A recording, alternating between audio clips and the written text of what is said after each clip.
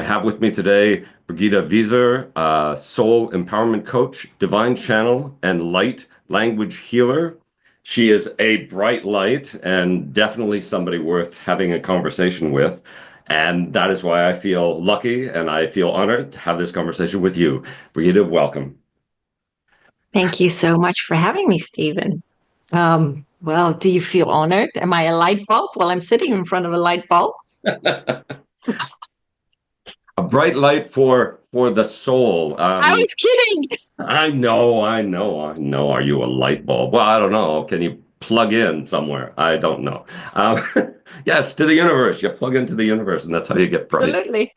Um, so really, I'd like to get into the whole concept of first you and how you got from being in the oil and gas industry, being a slave to your pains and to what made you who you were to who you are today, because it seems like an entirely different person from everything that I've read, all of the material that's on you. You were one way, and now you are a different way. Although, in my experience, you are what you were. In essence, that's your path to get to you who you are. You can't simply ignore it. You can't throw away the past. So tell me how your path finally got you to where you are. To where I am now and still becoming. Yes, because life is a journey. It's not an end state. Absolutely. Gosh. Well, I always say to people, before we incarnate, we check the boxes of all the lessons we would like to learn. And I must have checked all the boxes. I must have been drunk or high or something. And so, yeah, I'll do that. I'll do that. Yes, yeah. Don't worry about the trauma. I'll get through it. It's fine. And then we're born. It's like we come in cold turkey, right? Yeah, we out of the womb and we get hit by this Arctic blast, and it's like, oh, wait a minute. As we get older, we forgot why we're here. Why did we come here to Earth? I mean, why is this? I mean, why is my life like this? Why is it so difficult? And yeah, I mean, for me, I mean, we all go through painful experiences with trauma. Yeah, and these are just stepping stones. I mean, every experience we go through is an opportunity for us to grow and for our soul to evolve. And that is how I see it. Yeah. So, I mean, I can talk about my trauma and I'll put it in a nutshell to where I was and to where I am now. But for me, it started out when I was a kid, about 10 years old, and I was assaulted by a friend of the family, business partner of my dad, actually. And growing up in the 1980s, it was very different to what it is now. Sure, I miss the 1980s, for a lot of reasons. We still had that landline. Remember the landline? Yes. Yeah. And it was no wireless, nothing. Anyhow, my dad died when I was 14. I was suffering with weight issues. I was the tallest in my class. I grew up in Singapore, Malaysia, and then we went back to Holland. So my dad passed away from coronary heart disease, and which I already knew that. It was like a premonition that I had. And he was only 44 years old, so he's very, very young. And I was bullied in high school because I was very skinny. I was 5'11", very skinny, and I was just so afraid of guys. There was a guy in the hallway, I would make sure to find a different way to the classroom. That's how sugary scared banana I was of guys. Yeah. And it just fear, I kept that with me for a long time. And because we don't heal from our experiences, we keep carrying that with us, and it's like we have this kink in our energy system. We have these unhealed experiences, and we keep them in the archives of our mind. And I think the archives in my mind were bulging because everything just triggered me. And so when my mom put me on a modeling course, yeah, it's early 1990s, and I was picked out to be one of the main hair models, and hair to my shoulders. And they cut it short into a pixie cut, and I can tell you, I felt ugly as hell. I wasn't feeling confident in myself. I just looked at myself and I was like, you know, And I was walking around like the hunchback of Notre Dame for many, many years because I just carried the weight of the world on my shoulder. And my mom thought it was a good idea for my self-confidence. Well, that flushed down the chute. And yeah, but I was also assaulted in the modeling industry because I was one of these people, like, I was bullied in high school. So I was like, well, I'm going to make something of myself and I'm going to show you that I can be someone. Well, that flipped sideways. So, being assaulted in the modeling industry, and I was very naive back then. And I look back at it now and it was really all an experience. It was just a big mishmash of everything that I went through, but also the relationships that I was in. And I was a late bloomer because the first guy I went out with, I was 21 and a half years old. And because, I was so scared of him. And it was, we discussed this last time actually, because I said, I was a broken bird and I attracted broken birds. Yeah, but these are only triggers, they're reflections and they help us grow. Except I suffered from donkey syndrome because it was really like I have one experience, yes, and I helped them. I walked to the ends of the earth for them. And what happened to me? I was the one that got pummeled. Yeah, I allowed it. And it's like, and my guys were like, Birgitta, when are you going to learn? Let's send you someone else and let's see what you do. And so it went on for a little bit. And yeah, I think in 2009 is when I really hit. I must have cracked my head open like Humpty Dumpty. I hit rock bottom. And that was good. It was an experience, and I look back on it and I'm so, so thankful. Because, my ex was a crack addict. I had no idea. I honestly had no idea. But he was living with me in Holland. Of course, this idiot. Of course I did. I paid for his flight to come and visit me. Because, that's what I do. And then he couldn't find a job, and I had to look for a job for him whilst I was working in oil and gas. And then he was trying to get better, but no. When I found out, I tried to get him in rehab, but it was like a catch-22 because he needed a Dutch social security number, and it was just a mess. Anyhow, he was captured by the local Crips in Holland, and yep, he was held for ransom. And so I helped the police. My mother got me out of Holland in the space of 2 days, and I rented a place in the UK. I helped the police, they found him, and then they deported him back to the US. Yep. And the guy from the Crip said if he ever found me, he would kill me. Basically, that's what he said. So I was sitting there and I downed a whole box of ibuprofens. Well, that didn't do much. All it did, gave me good night's sleep. And so my mom's just said to me, she said, Birgitta, why don't you go and see a counselor? So I did. Prior to the time I was in India. But it's like, when you heal, it's like you peel back a layer and then you have to go through experiences again. Then you peel back another layer of who you perceived yourself to be, and it keeps going. So, but anyhow, I went to see a counselor, and yeah, the counselor said, Birgitta, you'll be fine. Eventually, right? Yeah, I was going to be fine. And yes, but that didn't help me at the time. So I found a Reiki healer and I walked the holistic route. And that's when I started, with studying many healing modalities. And I also became a Reiki master eventually and attuned people. Yeah, and it doesn't mean that I was right as rain, just like that. It took several years, and I had a lot more experiences because of course it didn't stop there, and I met somebody else and it was like, ooh, let's see what Brigitta's gonna do again. And whoa, lo and behold, she did the same thing. She walked to the ends of the earth, trying to help them pay their bills, trying to get them jobs, and I was working my socks off. But we live and learn, and the beauty about it is every time I went through something, I had to figure out how to heal myself. Rather than remain, as I always say, as my guides always say, rather than remaining saturated and soiled in your victimhood. Yeah. do something about it. Right. Because at the end of the day, you're the captain of your own ship. Yeah. Nobody's Yeah. going to stir your life except for you.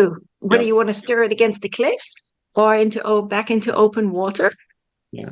that's entirely up to you.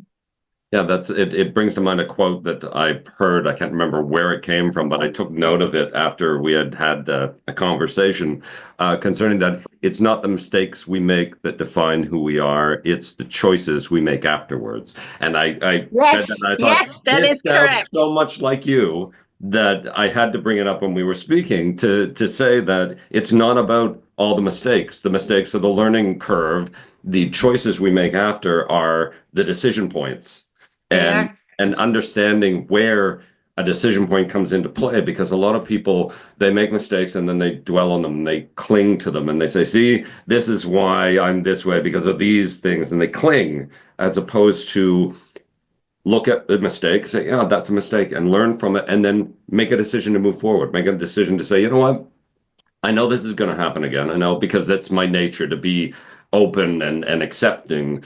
But I'm going to learn to step back a bit and take a view of something and try a different tack this time. If something is asked, I'll see if this answer works. And maybe it won't. Maybe it's another mistake I'll learn from and move forward. But at least I'm trying. I'm learning from and then making decisions that hopefully move me in the right direction. And it's an interesting way to view things. And when I read it or heard it, and I can't recall which one because I think it happened before I was sick and my brain is addled now.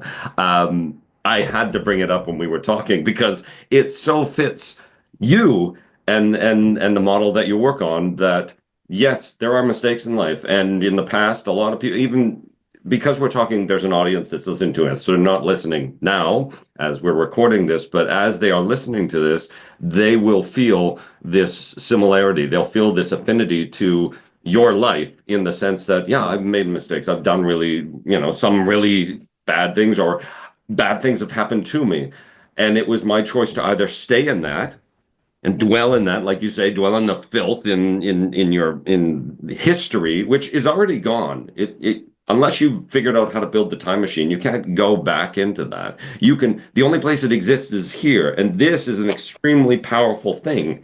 So it can make it exist. And so you feel like you relive it day and day and day. But if you make a choice, make a decision, do something off that tack, take yourself away from that place, that's when you start healing. That's when things get better for you.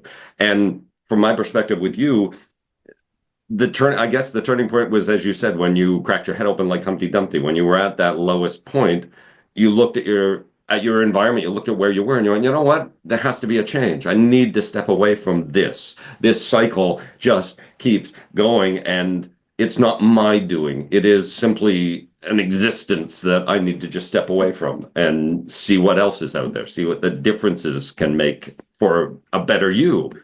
Um, when you work with other people, and I know that you've helped a number of people, reading some of your pages, I get that feedback from people that they're amazed at how good they feel after being with you, after talking with you, after working with you.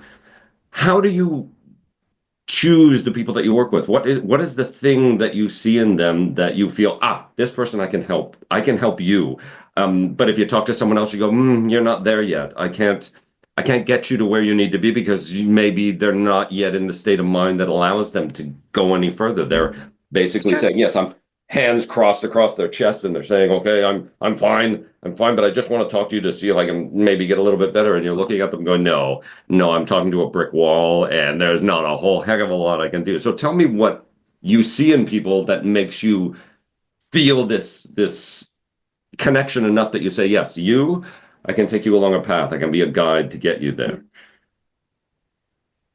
So I always have a chat with people beforehand, and they always want to know more about what I do. And, I work with light language. Happy to give a demo later. And so some people are not ready, and that is okay. And they will tell me, I need to think about this. And that's why it's always good for me to have that chat beforehand. But I had somebody, was it last? No, this week, and she I had to shift. I needed to shift her energy, and she felt great because the she came to a combined session, a group session, and she was really overwhelmed. And that's really, I said, that is beautiful that you were overwhelmed because it's your soul crying out to let go. Yeah, you need to let go of the layers of the pain, of the issues that you have. And so I shifted that, and she felt so much better. She said to me, "Do you know what? I've actually felt happy this week." And that was so beautiful. Um, and so it's not, I think I do it different. Like I said, I do it different now. It's like, I have a chat with people beforehand. If it is for them, great. If I can help them, great. And if it's not for them, then that is okay too. Mhm. And I am happy, which I do. I've done that a lot. I'm happy to refer people, yeah, to other healers, other modalities that might speak more to their own spirit. Okay. It's not like, no, you have to come to me. I'm not Yosemite Sam standing there, you have to go and have a healing session with me. No, no, of course not. I call that, referrals. I call that, or as my guides call it, cross pollination, right? Mm. Well, exactly. And I mean, it's possible that if you look at life the way interconnectivity is actually happening in the grander scheme of things, it's very possible that their paths, that their spatial relationship to you is not attuned, and to work with them would be like taking a tuning fork of B flat and putting it together with a tuning fork of C. They Yeah. just don't vibrate well together, and the sound that comes from it is very discordant. And it's very possible that naturally you feel that, and possibly naturally a person subconsciously feels there's a discordance here. I get where you're coming from. I'm just not feeling it. And just those words might be what it is, that it's this sense of discordant natures between the two of you. And it's very possible that once they get themselves to a place of a bit more attunedness, if that's a word, that is the time that you might reconnect. And probably the world would bring everything back together, that you'd reach out and go, hey, I remember you, and it seems a little bit better. The us being attuned seems to feel a little bit better. As before, you seemed out of place, and I knew that this other individual would probably be more help for you at the time. So is that the kind of situations that you've run into before? Or you've run into people that you felt no, I can't think of what the word. It's not attunement, but you haven't felt that sense of duality vibrations in the cosmos, so to speak. And then later, when you've met them, they've suddenly become something that you feel connected to, that you go, oh, I get you now. Now I see where everything is coming. Now you're starting to become more self-sensed, self-expressive. Yep. And sometimes people will ask me for readings, and I'm like, nope. I said, I do not do them anymore. I said, and I will tell them who to go to. Okay. So why I did you said, stop I doing readings? incorporate, I incorporate my messages within my healing modality. Right. So the doing of readings is now something that you feel is not something that you feel is balanced with the work that you do? No, so I'm talking about my card readings, my aura. I used Oh. to read, so I send them to other people as well. Okay. Okay. Okay. I'm sorry. I need more medication. Fine, it's fine. I was thinking readings as in just in the conversation with the individual. You're reading that they are in a healthy state of mind that you can work with, or in a state of mind that somebody else needs to work with, and you're referring to something very, very specific, card reading. So my mistake. Well, trust me, I did get a new deck today, so I'm actually really excited about that. So what do you use the deck for? Is it personal? You do personal readings for yourself? Um, Sometimes with people will ask me, and I will do it, but not paid, or friends will ask me, and I Mhm. will just pull a card. Oh my goodness. Are you still there, Brigitte? Yeah, I'm here. You're Oh, frozen. yeah, you're frozen. The image is Oh, there there you we go. go. We're back. A little bit off, a little sort of shaky, but it appears that everything's back to normal. I think they might be doing construction outside and they hit a wire. I hope not. Maybe on your end, but it's been really bad weather here for days. Oh, really? Are you getting Pouring. rain? Yeah. Because it just started yesterday. We got a little bit of rain. We had snow, more snow than I care to deal with. We had mountains. Oh, Yeah, mountains of it on the side from me shoveling. And now it's started to rain. So we're finally getting to this thing called spring. I, I was anticipating ice and snow and then summer, kind of an Arctic no, no, version. no, no, no. But no, we have rain now and swimming pools of water everywhere, so that's fine. Yeah, likewise. Oh, so you do have snow where you are? No, just too much rain, too Oh, many just the puddles, just the swimming flash pools floods. of rain. Oh, okay, okay. So getting back to that state of mind that people are in when they either seek help or would like to seek help, I'm going to read some of my notes because I need to reference for myself here, and I hope you don't mind me not looking straight into the Oh, camera as I speak. no, it's fine. Um, So one of the points that I was reading had to do with natural life, the way people live. It's a river on which we drift, if you want to say, and it takes Mhm. an effort to fight that current. So when individuals cling to pain and cling to their past and cling to that kind of existence, they feel it as though they're trying to fight against the current because life basically is move along, go through it, experience it, keep moving along and get that sense of this is the show. This is how you go along that river of life, and it takes you to the Yep. places you need to go. But when you think you got to be somewhere, when you fight against things, when you say, oh, I'm remembering this past event, I'm remembering this trauma, I'm living in this space, you're fighting against this current and you become exhausted and you feel pain. And like I say, it's like basically trying to fight against going upriver. Yes. Is that how you feel about natural life and living in these past existences, and in terms of clinging to pain and clinging to memories and clinging to things that they are what they are? You can have them. You'll never forget. I mean, yes, there are things you can do to forget about stuff, but a lot of the times it's difficult to. You get to a certain age, yes, I know memory cells start dying off, but to say they don't exist, to bottle them up, to sort of bury them deep, that's not healthy because they're there. They're No. always there. And it's much simpler to look at them as they are and say, that happened. And yes, I had these experiences with it. And yes, I had emotional trauma through this, but that's natural. It's going to happen, but I don't need to cling to it.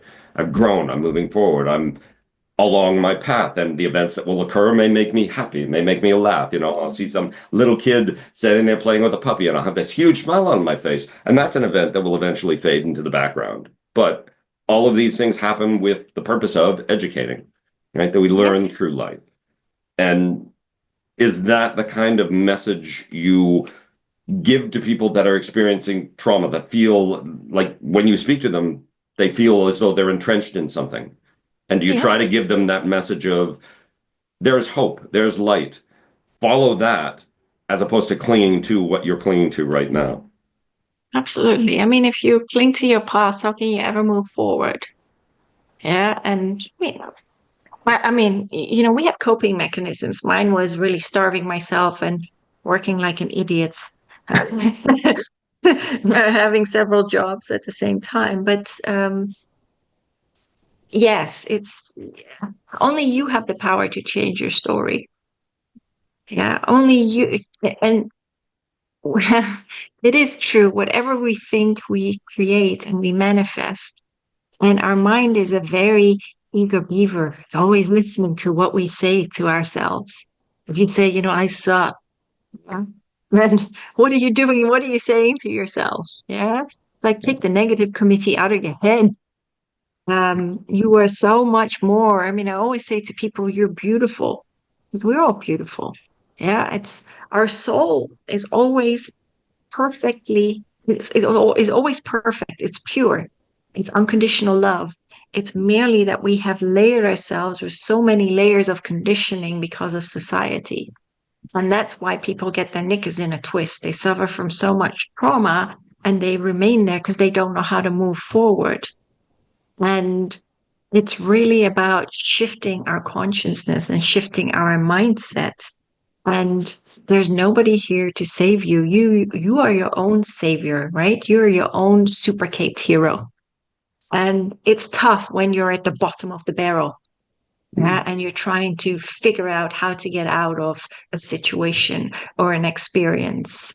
But you have to take that first step. And the only way that you're going to do that is by looking at yourself and just being honest with yourself and taking that accountability for your life. That's the only way. Because if you keep pointing fingers, yeah, then you're playing the blame game. Well, this person did that to me and they did that to me, but I lost this. Yeah, so what? So Yeah. what? Yeah, if you think of life, and I always say this, if you think of life as a game of Mario Brothers or Donkey Kong, and you are doing one level, and I remember playing Donkey Kong years ago, even Donkey Kong Country, and I get stuck on a level, and you have to keep trying, and it's like with the same with an experience, yeah. You will get the same repetitive experiences wrapped in a different package to so that you understand the lesson entailed within that experience. And so once you do, and that penny drops, it's like, oh, I get it. And then you go on to the next level. Oh, well, and then, life is that cosmic game of evolution, right? It's a board This game.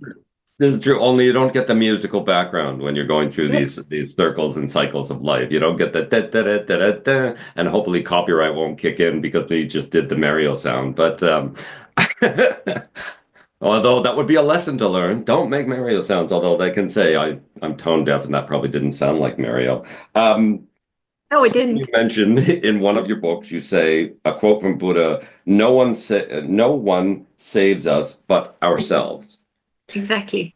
And the thing is, for me, I don't think it's a matter of completely, we do this, we're self-sufficient. We only save ourselves. It's more of no one can help you but yourself. If you don't look for help yourself, you cannot be helped. No one can force help upon you.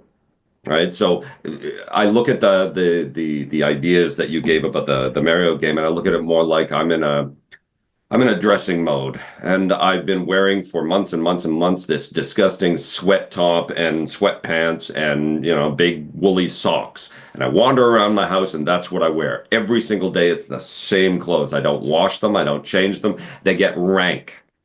And that's what clinging to the past is like. Eventually, Yes. somebody can come in and say, "Oh my God, will you change your clothes?" But if you don't feel like it, if comfort is there because I feel comfortable living in my past, I feel comfortable living in this experience because I feel safer here, even though here is disgusting, until you say, you know what, these are kind of gross. I think I'm going to change my clothes, put on a pair of jeans and a nice top, and I'll feel better about myself. Yes, you will. But you have to make that choice. Because if I do Yeah, that to absolutely. you, if you were to walk into their house and say, put these on, and they put them on, they're going, I hate them. They're itchy. They're scratchy. I want my comfy clothes back on. That's how it's going to be. So, Yes. in essence of Buddha, it's when you want to change your clothes, you have to change them. No one can change them for you. It's a rewording of what he's saying, but it's essentially Yes, the same message. absolutely.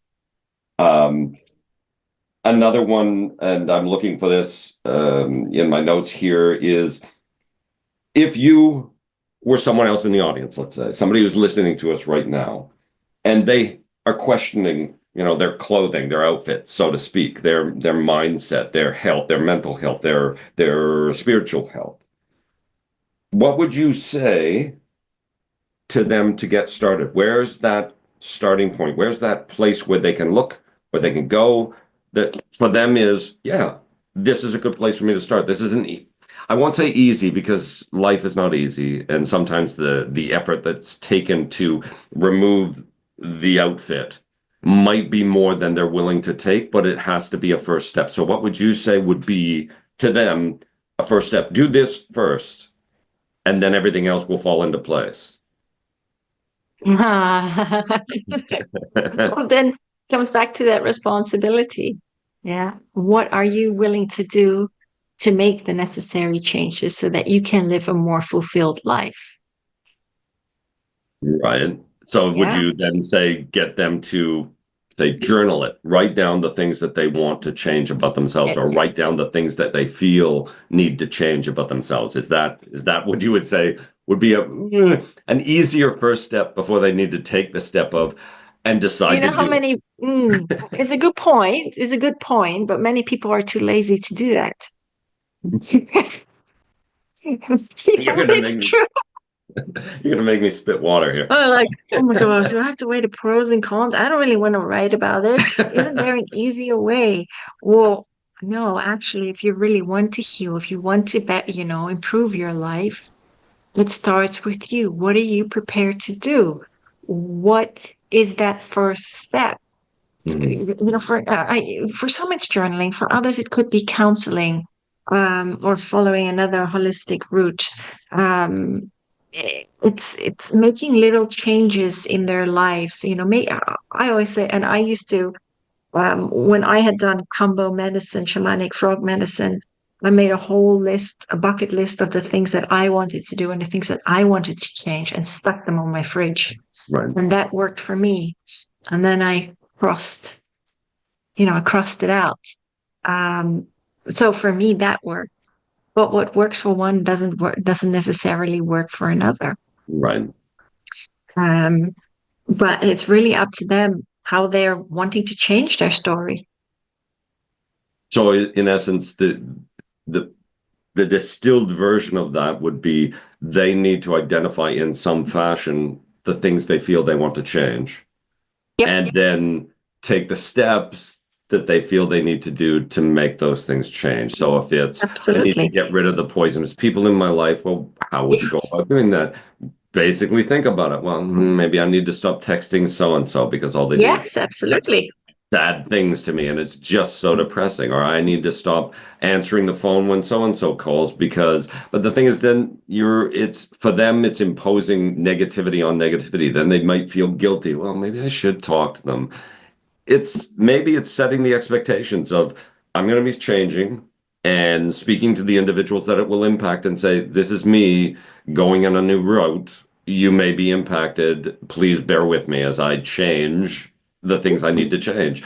That way they don't feel guilty about, "Oh, I'm not going to talk to you anymore." It's more of, they've set the expectations. Things are going to change. It might impact you. Sorry, but that needs to happen so that I can get healthy. It's just, Yep.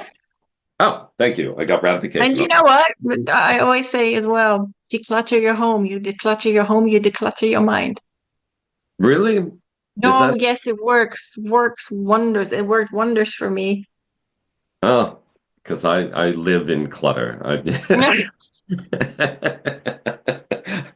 Everybody, when I used to have an office, everything would be everywhere. People would walk in and go, "Did a tornado hit this place?" And I go, "No, this is my mind at work. I know where everything is. I know what everything is. If you move one piece of paper, one pencil, I will know it's out of place." But I'd be able to walk in and look at it and go, yeah, that's today, that's tomorrow, that's next month. And it worked for me. But if somebody Yeah. came in, they thought it was chaos. Mm. And I guess my brain is chaos, but I felt comfortable in that. And then periodically I'll go, okay, purge time. We've done all the work for this month. This was this month. Everything bundled up, put it into the proper files. Everything gets neat and organized to the extent of, I know where every wrinkle in the paper is neat and organized, and the desk is clean. And people walk in and go, "Did you get fired?" No, it's next month. Chaos hasn't started yet. Hold on. So I'm not sure if decluttering would be for everyone. Like you say, the solution for each individual might be different. For the clutterer Sure. that lives in that kind of chaos and feels comfortable, it's like the natural order of things. If you walk out into a field, it's not a perfectly organized grass to flower ratio. The dirt isn't smooth here and a little bit bumpy there. It's just chaos. It is what it is. Bees fly in your face and the mosquito bites you and stuff That's because different, but let's that's let's throw it on natural. something else. So if you were coming out of a rotten relationship, right? Mm.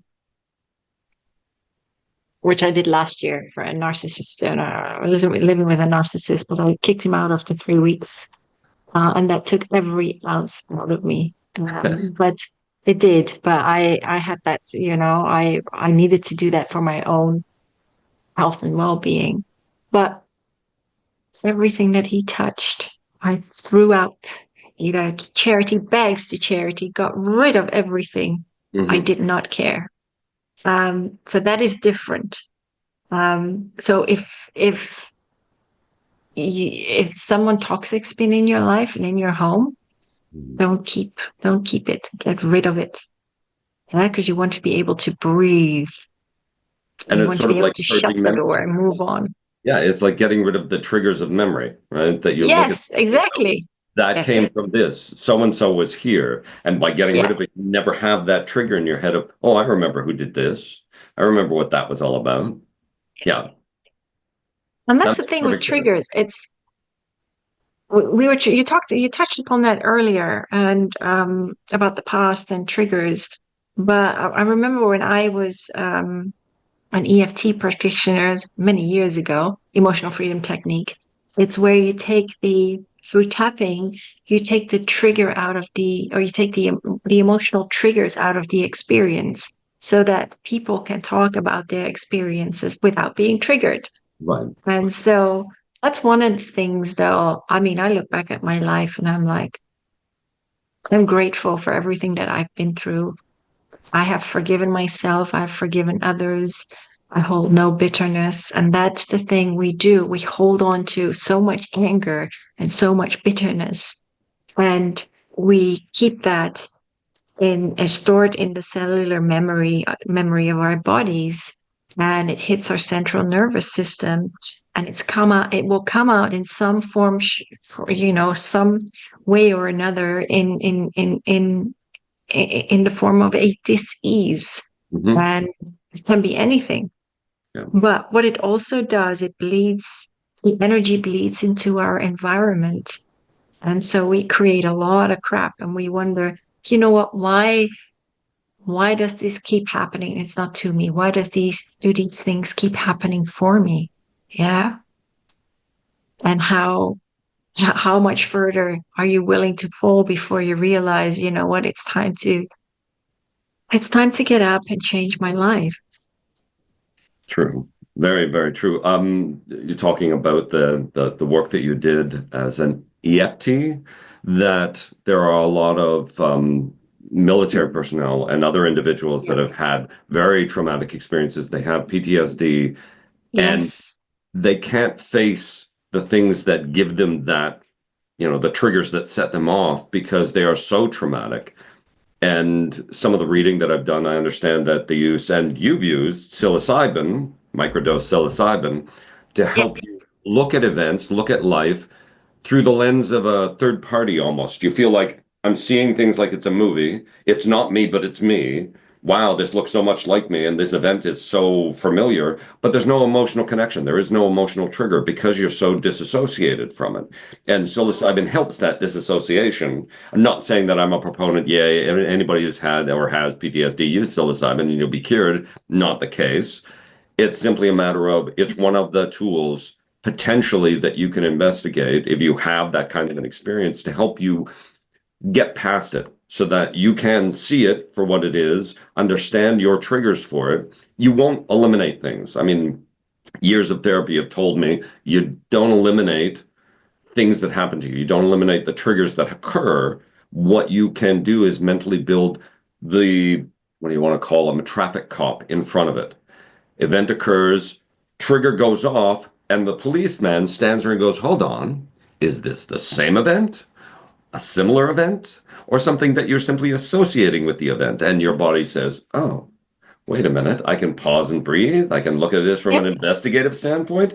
Oh, good. And now here's my response to this.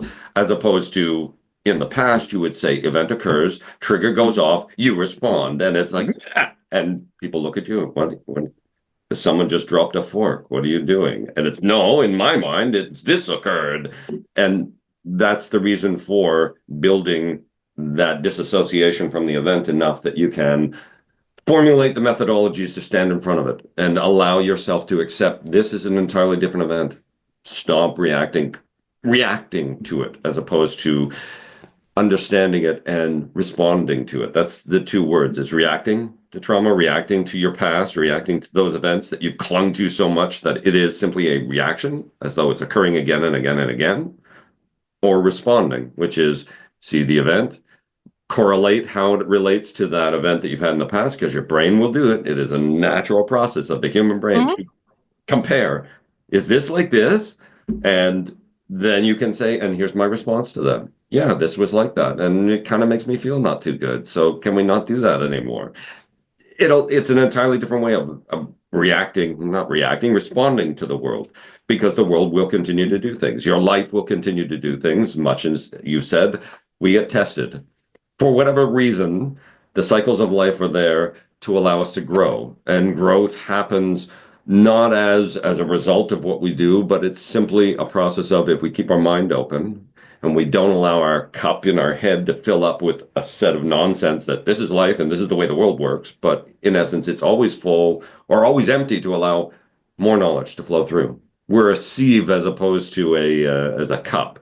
That information will come and go, and how it collects on us is our personal experience to the world and life. And we have to allow it to happen again and again and again and again. So we build up that level of knowledge that relates to us in our existence here, as opposed to we're full, this is us, this is the only way we are. This cup full of knowledge, that's us. What's that? Empty it out, try it again, go for it again. And that's, I guess, what happens with people that cling to their past is I'm a full cup. This is me. And That's how you help, how others help is by saying, can you take that cup and pour it out? Let's start fresh, shall we? Let's start with the cup first. Why do you have a cup again? Let's go with that. it's you call it the travel cup. I often do as well, but it's the little hypothalamus, the mini factory where we store everything. And um, it's when you come across an experience and it's unhealed, it's that trigger, and it's the neurons and the peptides, and it gets to this receptor dog, and it docks to this receptor, or whatever you call it, and it's like an alarm bell goes off. You're being triggered. Hmm. It's an unhealed experience. Yeah. And I would imagine, as you said, I mean, that's an extremely technical way of looking at the situation. Yeah. And the vast majority of people that are listening to us will go, the hypothalamus? Okay, I have to go on Google. What is that? Quantum mechanics, yes. The brain mechanics here. But in essence, it's raw stored event with a chemical response mechanism in the Yes. brain that is very raw. And so anytime it happens, you get a real big boost of whatever the chemical is that triggers immediate brain response, fight or flight, whatever the mechanism is that you've triggered from the initial event. And be that, some people get extremely sad because something happened in their past that made them extremely sad. And that chemical collection that flew at them back then gets reestablished back in the base of their skull, and it sits there and waits. Let's have another event just like that. Blah! Throws all that out there and they're, Yeah, oh, it's like rewire your yeah. brain already. Yeah, well, that's I've spoken to another professional that talked about neuroplasticity, and they talk about the Yes. process of rewiring your brain by not rewarding negative thinking, not rewarding negative activity, where you go, oh, it's this again. And by saying it's this again, you fire off these pleasure neurons that go, yeah, you're right, it Yes. is this Yes, I again. know. So that every time it happens, you get the same response and you almost go after it. Like you've been saying, in the sense that you almost make the world give you this.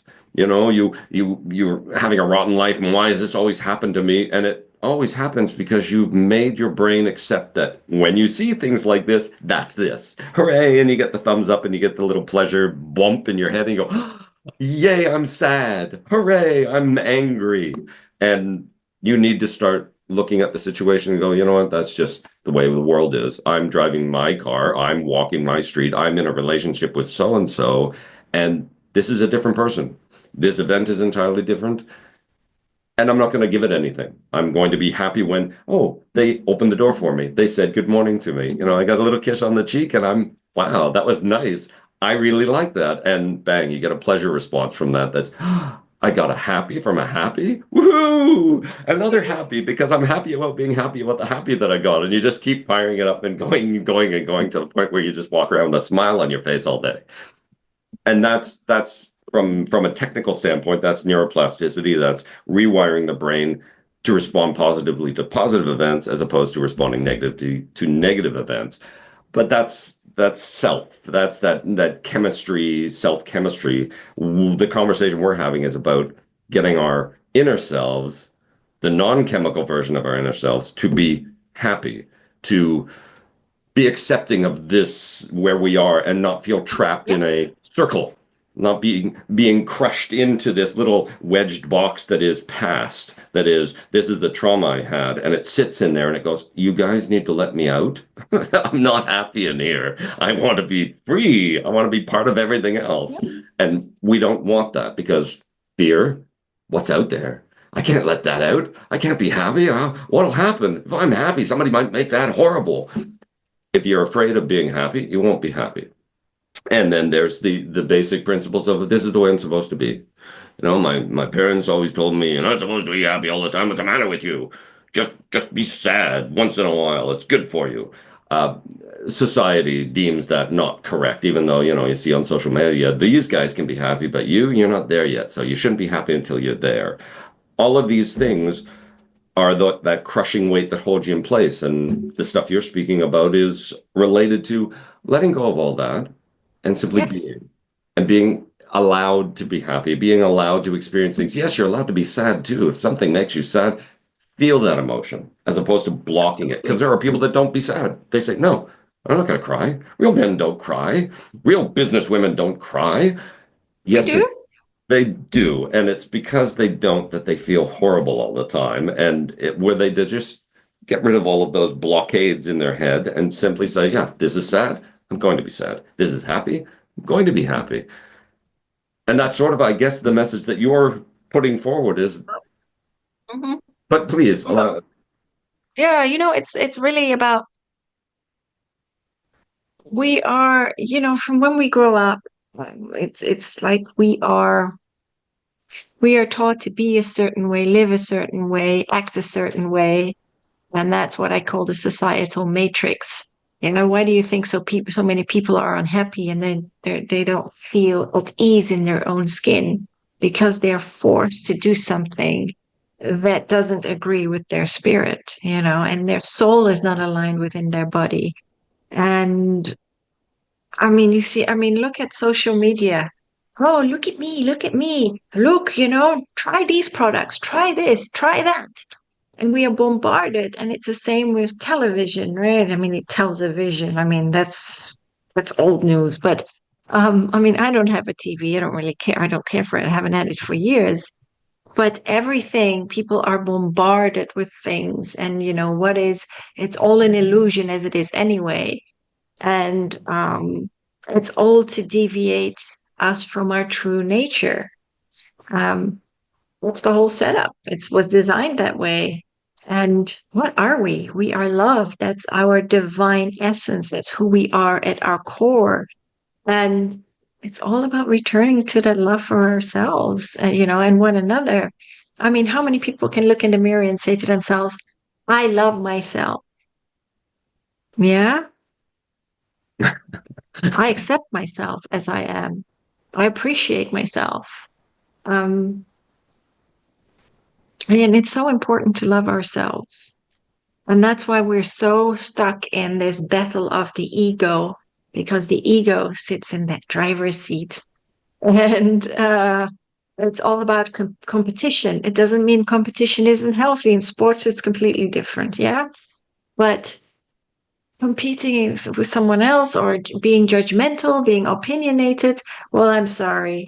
It says more about you than it says about the other person. So why don't you go, yeah, and heal yourself? Yeah, and fix yourself. And yeah, I mean, trust me, I've been there, done that, worn the t-shirt. And now the experiences I go through, I just look at it and I'm like, yeah, I understand why they're happening. And I think that's the big difference rather than like you said with the traffic cop, puffing and puffing like the big bad wolf. And I'm like, oh no, no, no, why? And it's like, oh, okay, I get the experience, I'll figure it out. And that's the big difference. And that is why I say it's so important to heal. And when we heal, we commence to understand life, and we commence to understand our experiences, and we can live a far more fulfilled life. And that's why I always say, when we throw something out into the universe or we want to achieve something, we manifest that. It's thinking to ourselves that we already have it. And there's one thing, and I can't remember if I told you about this last time, but I love Emile Coué. He was a French pharmacist, and he he wrote this book. It's not my book. This is the book he wrote. Okay. Oh, well, you can't see it. Yes. Well, anyhow, yeah. Right. And he had this phrase, and it was every day in every way, I'm getting better and better. And I Mhm. always say it this way: every day in every way, I'm getting better and better and better. And then I added, you can either say, and I send myself miracles and insights right now.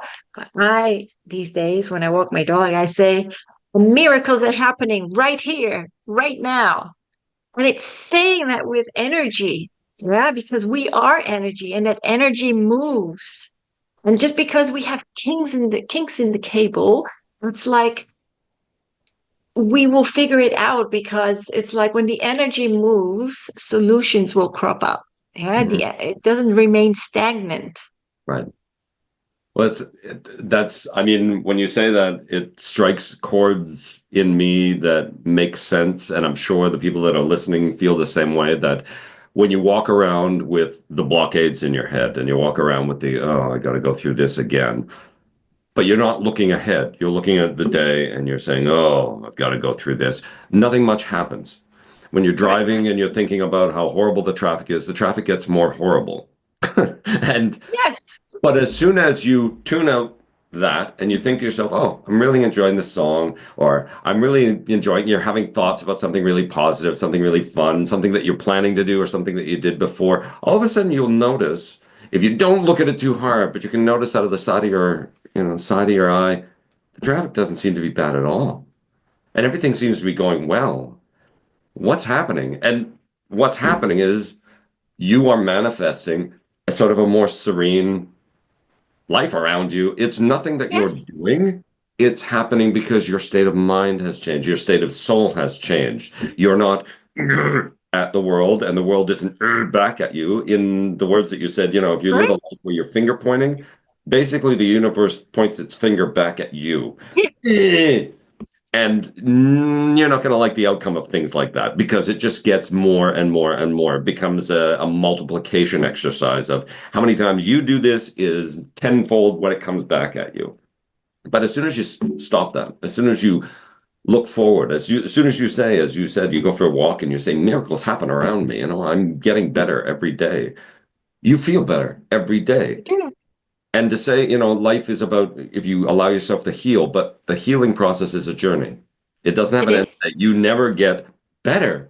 Yay, I'm better. No, you are getting better. You'll always be getting better, because there is no perfection. There's no absolute, because the past is what's made you, and it will always be with you. It's the little mud stain on the back of your coattails.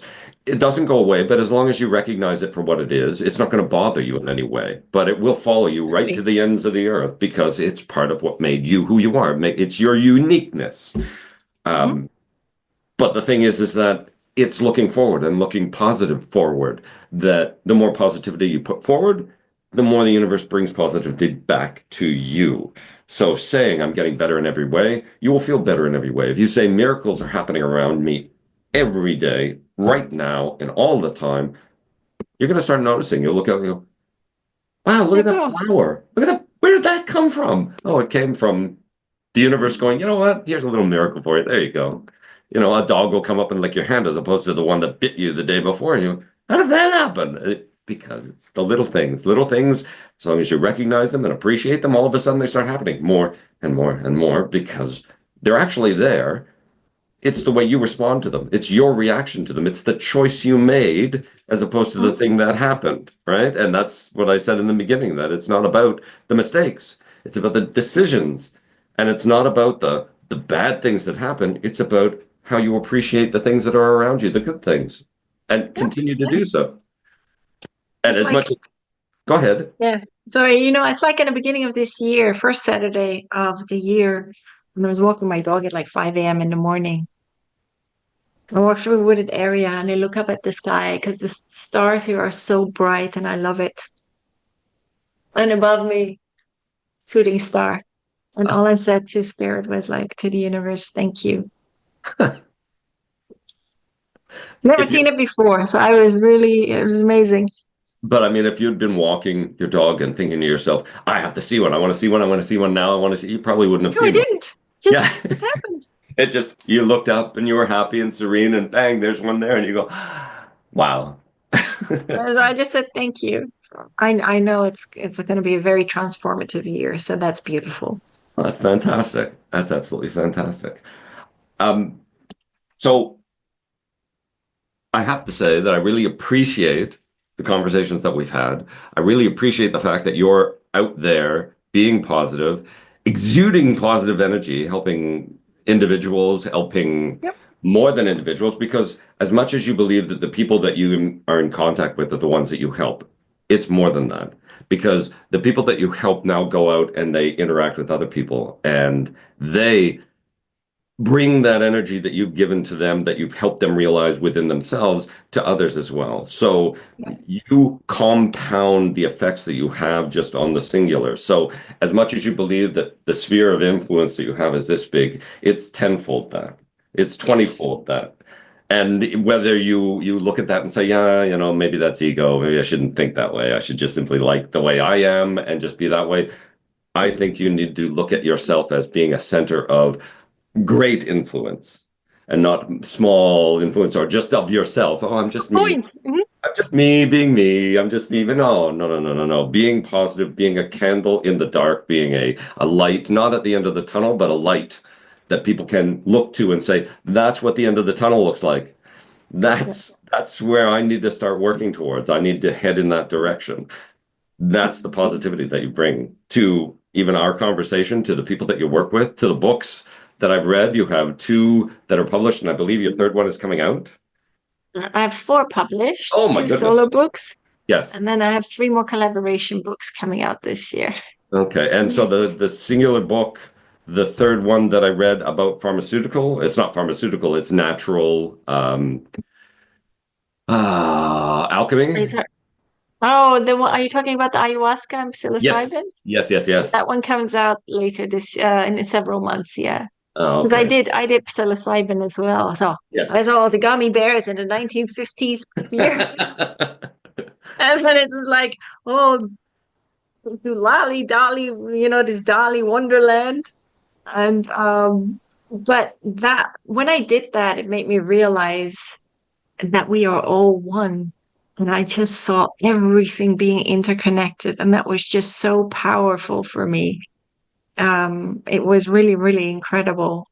And my intent was just to have better connection with the divine. And so, yeah, it was amazing. It was a very different experience for me. I did help with my light language at the time as well. But I'm always developing and progressing. But also with ayahuasca, well, I didn't do my research and I don't like to do that because if I do that, I will cap my expectations on healing. Mhm. And so my intent was when I was at this ayahuasca brew was I'd like to heal all the unhealed within me. Well, sugary banana. That wasn't just this lifetime, that was many lifetimes. And I was Uh-uh. cranking my guts out. It was so primal, so primal. And they had to help me get to the toilet because I could not get up. And at some stage, they were really worried. And I'm like, no. I said, no, no. I said, no. I said, I asked for this. I will get through it. I said, so do not. I said, so let me get through this. Yeah. But that was powerful for me. Ayahuasca was powerful for me. And I mean, I did see Ganesh, the Indian deity, really egging me on. It's all about transformation. and I needed to walk through that darkness. Yeah, and of course I saw before that, I mean, I saw a lot of emeralds, green. At the beginning, I saw the gummy bears and all that stuff, all the fun stuff. And I was like, oh my God, this is going to be easy. And then it really kicked in. And then I did see the Lemurian energies. I saw the dolphins towards the end. But yeah, I mean, driving back home early in the morning because I just needed to get some sleep after that. Um, I did journal stuff. And then I got up. My guys were like, Brigitte, it's time to go home. And so I did. And I had a really good drive back home. After that, I crashed out. But it's just beautiful because it's beautiful to be alive. Be grateful that you've been given the breath of life. Yeah. It's amazing to be alive, that you've got your five senses, and stop walking around like a zombie and enjoy life. Cultivate that inner joy. And we don't do that because often we walk around like zombies. We're an automatic pilot. And it's like, what do you want out of life? You've got this one life, this current one life, yeah, because we reincarnate. But this current one life, what are you going to do with it? What do you want? And for some people, don't get me wrong, Stephen, for some people, it's all about, having a family and caring for others and raising others. And that is a beautiful task as well. But for others, find out what makes your heart sing. Yeah, what makes your soul tick. That's entirely true. You said that you realized while you were going through this that we're all connected, that we're connected through the universe. Oh, it was incredible. Was it humbling for you? Did it change Very humbling. Like how you everything deal with was other? sacred geometry. Hmm. And at that very point when I was just sitting there, so everything dancing and everything was sacred geometry. We are sacred geometry. Everything in the universe is sacred geometry. And just because I'd written about it, in my first book as well, I mean, I understood that, but I just saw it everywhere, sacred geometry. And it's incredible how everything is a mathematical equation. Yeah, you're Everything is talking. energy, right? Yeah, and I, yeah, that's how I see the world. I look at everything yeah. in terms of mathematics, but I mean, mine is an entirely different chaotic math as opposed to a more structured geometry. Um, But when you got that experience of feeling the world that connected, did it make you think about how you interact with the world? Did it make you feel, I need to change a few ways of how I'm communicating because I'm seeing that connection? I'm now seeing my influence. As I said, the sphere of influence that you have is not that small sphere that surrounds the people that you speak to, but how they speak outward, how they take your energy and produce it Yep. outward.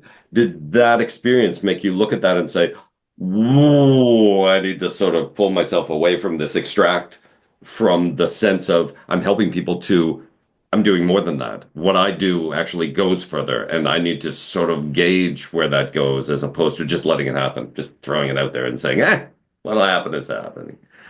No, you're right. Yeah. Yes. You made me think about it more now, which is which is good, which is good. And there was one thing that where plants, I mean, we think of plants, I mean, plant medicine, and I wrote about that, because I was given the acronym as well. I mean, plant medicine is sacred medicine. And my guides have said to me that when you define plants, right, the acronym, it means plants protecting, loving, accepting, nourishing, and transforming the human soul. Yeah, and I think many of us have forgotten that how what plant medicine can do for us. And it's not just that I'm talking about the ayahuasca, but I'm talking about other plant medicine as well. Mhm. From dandelions, you name it, to other herbs. Yeah. I mean, that if you look scientifically, it's funny how the world has created for itself its own medicines in the sense that so case in point, where the cone snail, which is one of the most poisonous animals on the planet, where it resides in great numbers, there's an island nearby. On that island is a plant that is the cure for cone snail poison. Explain that one to me. That right here is the poison thing, right here is the cure. And it's a natural process. It's not like somebody went, oh, let's bring this plant and grow it on this island. It naturally grows there. There are a Yeah. number of instances of that where the bad thing is here, the good thing grows nearby. And I would imagine that in through ancient cultures and natural Aboriginal cultures, they have an understanding of there are bad things that happen, and these are the plants that help with the good things. You know, because they're Yes. naturally they're here. In Tibet, there's salts that help with cancers.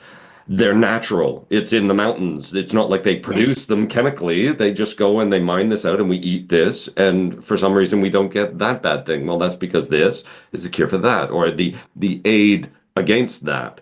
And the world sort of has this natural set of processes, and we've forgotten that. And we've got all these industries that are out there trying to replicate in a bad way those things. And it would be really nice if we could go backwards. I know I don't have the time machine, go back in time and get the knowledge firsthand from those people that simply produced it and say, here, I know that there are things in the past that they did really badly, you know, like letting out the vapors and, you know, bleeding people and leeches, although we still use them occasionally. Yeah. That kind of process came from a non-understanding of the greater picture of the world, our sort of ignorant selves thinking this is what it is.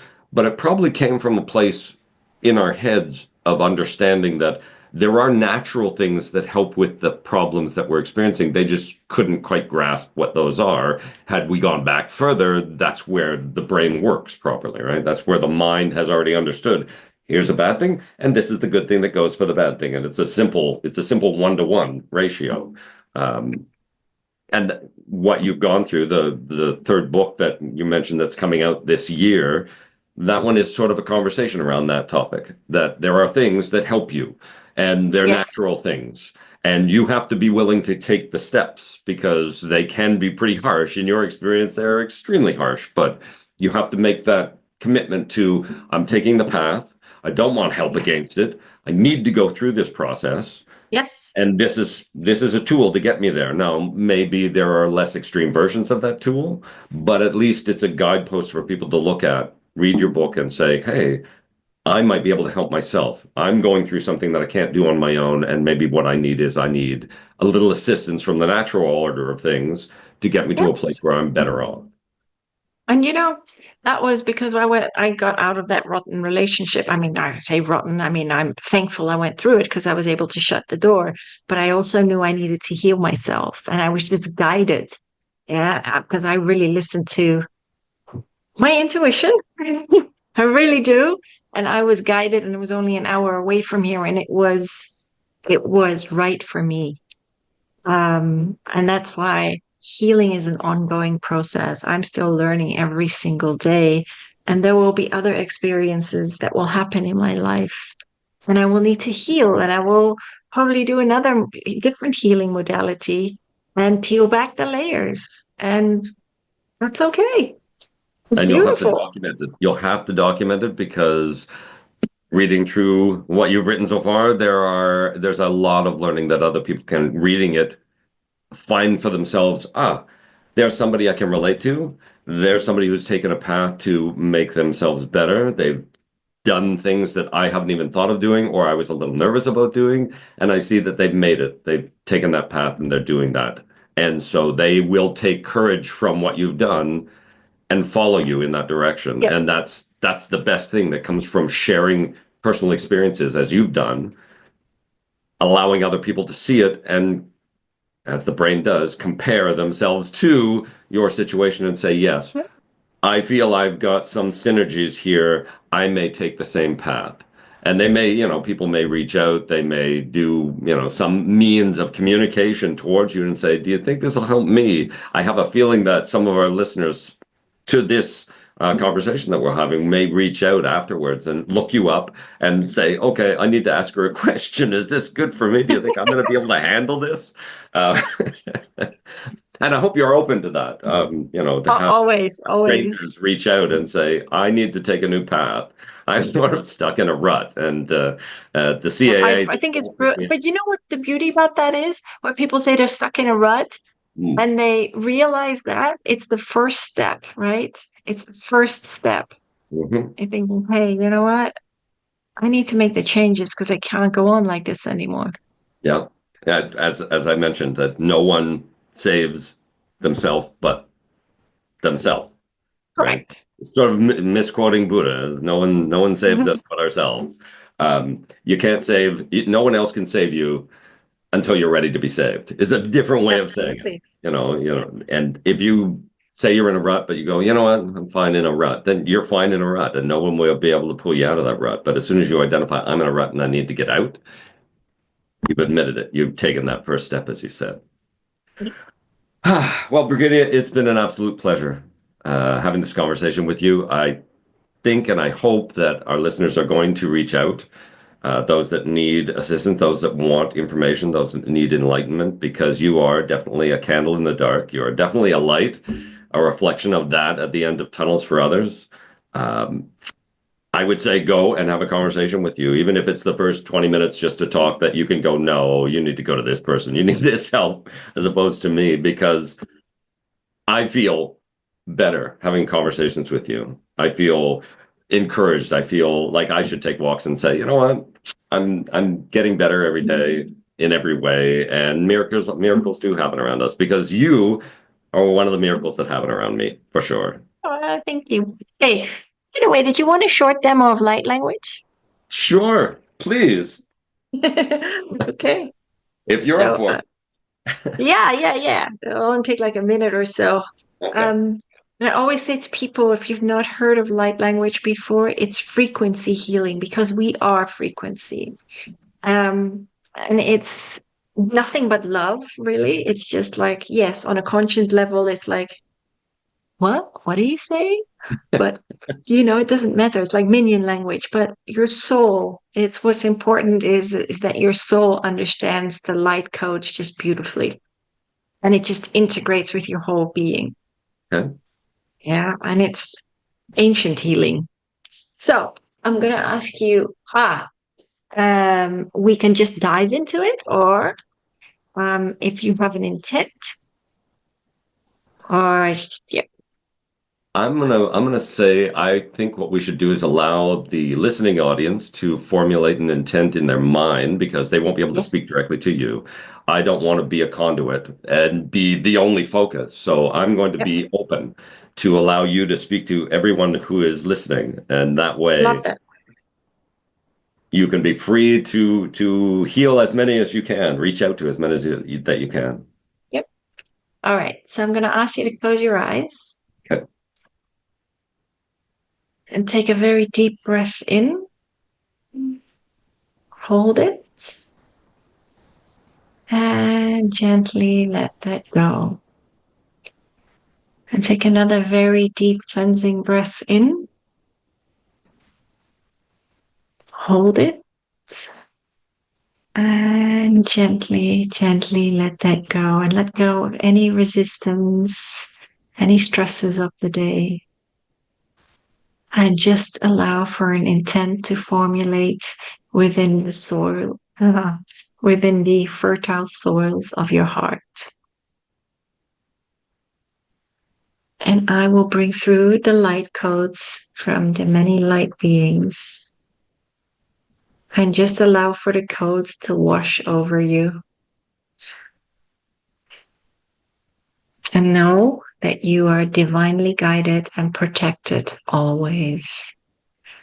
Torna mukurniata roni murnakaturene toranakatu illa ranalu renikata torno malala uhe toranakatakaturne ke ikemakatakaturni yasalu renenama torna ikitale turni pakurni ki yamakatakosokurna tiktatu Genia mokta iktalur nikitik tukushtikita.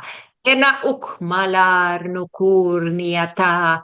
Irna murniata ku I.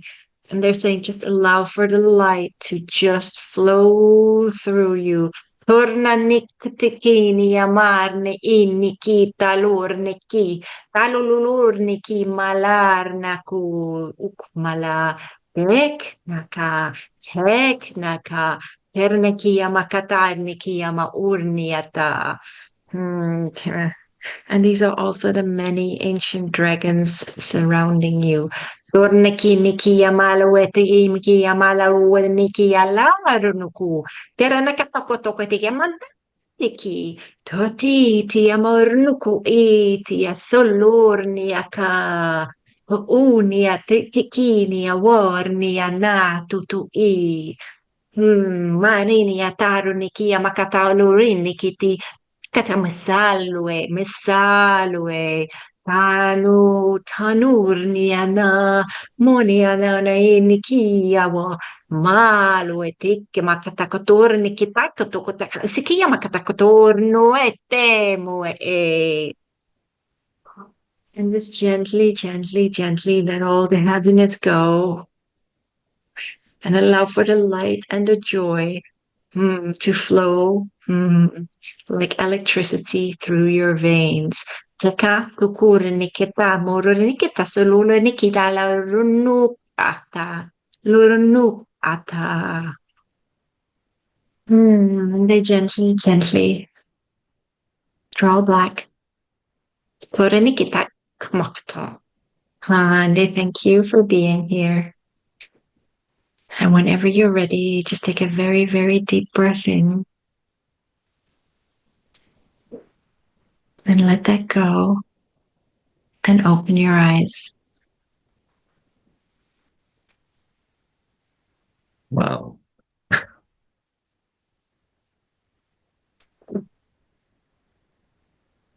It's different, eh? That's very different. A different experience. I wish I could have a view of my audience to see how they've reacted, how they've experienced it as well, because I feel singularly affected. And I know that given that it's gone out to a number of individuals, that this is not a singularity event. So I must feel like I've been suntanning, if that makes any sense to you at all. I feel like I've been on a beach, and being that it's winter here, there's no beach to be at. So if that's a reaction you've had before, then I'm not unique, but I feel like I've been out in the sun. I feel like I've been out That's suntan. good. That's good. Oh, okay. Okay. If that's a That's like positive, the warmth, right? The yeah, warmth that flows through you. that warmth, that kind of sense when you're calm and Mhm.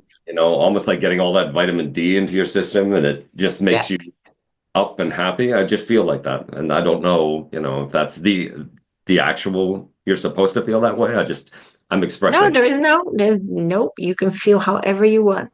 Okay, good. Not like I'm going to tell you, you have to feel a certain way. No, no, absolutely not. For a second, I thought you were being serious. I thought, this is how you feel.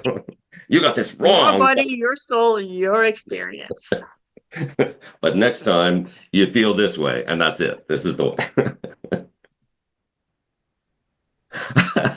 Oh, as I said, thank you very much, Brigitte. It's been an absolute pleasure. And I hope we get to speak again soon.